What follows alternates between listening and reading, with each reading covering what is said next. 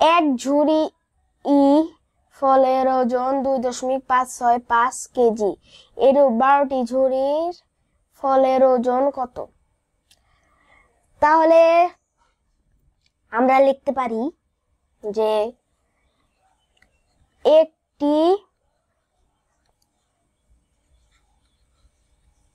ঝুড়ির ওজন 2.565 মি। তাহলে 12টি ঝুড়ির ওজন 2.56 মিটার গুণ 12 মিটার। তাহলে আমরা এখন গুণ করে ফেলি 12 দিয়ে।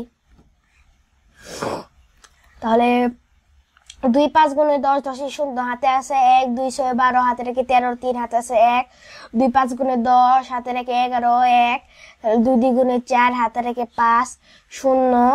তাহলে 1 দিয়ে গুণ করলে যা তাই হবে। তাহলে 5 6 5 2।